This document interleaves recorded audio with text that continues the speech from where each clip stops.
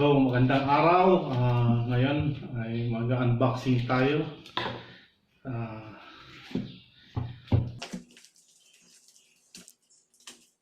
Ito, Glock 17 Generation 5 na binili ko sa Firepower Gun Store sa Makati Cinema Square.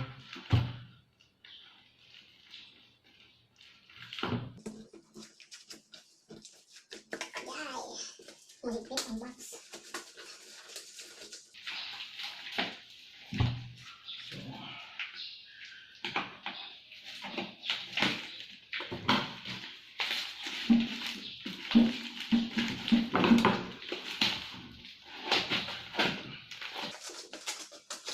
Secured. Now, this is it. The most awaited Glock 17 Gen 5. So, license,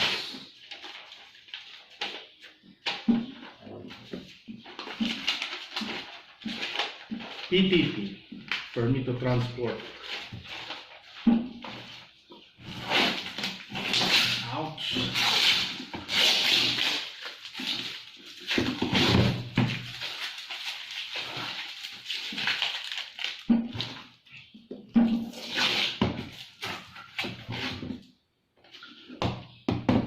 Okay. Stock Glock 17. Yes. So, this is the Glock 17 for fronts rated,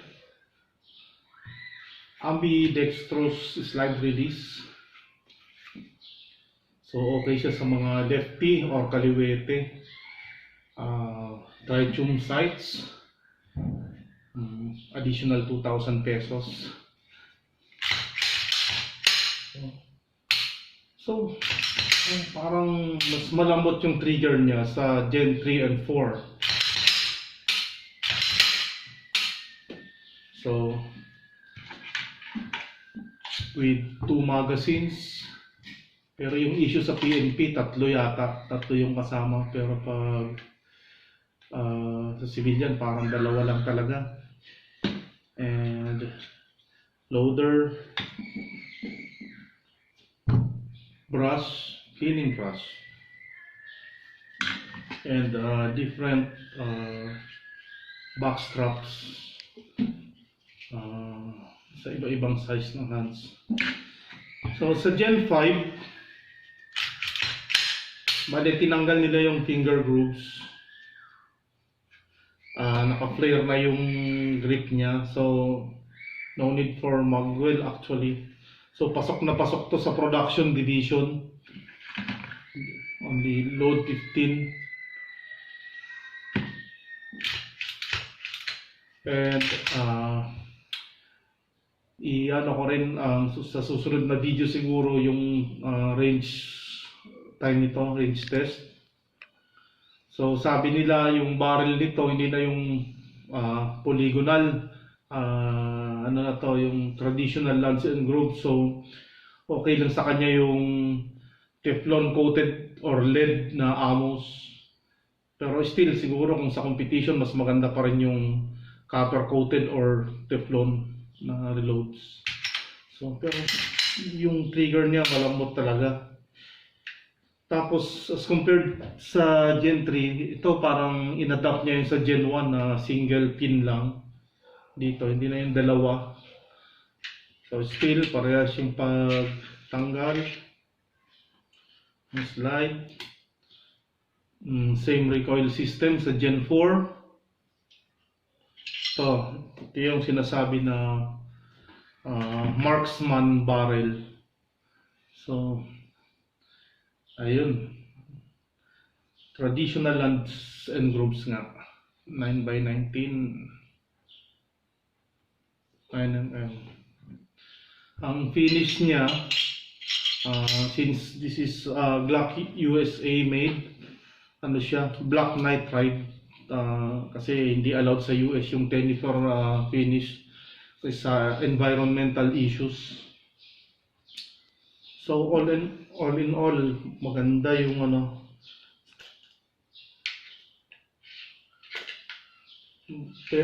very lang, slight yung difference niya sa Gen 4 siguro.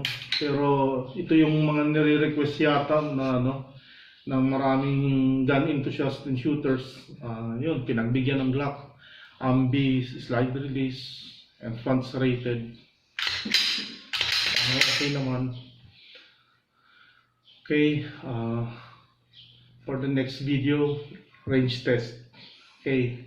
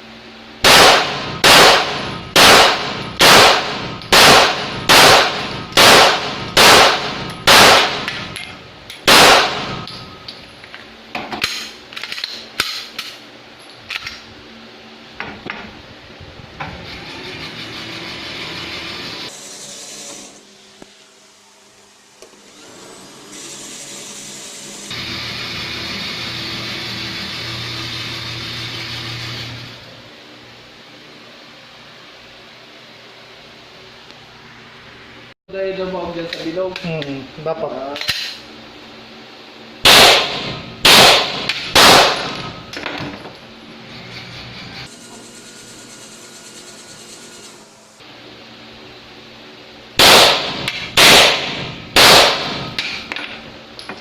Kandiyan.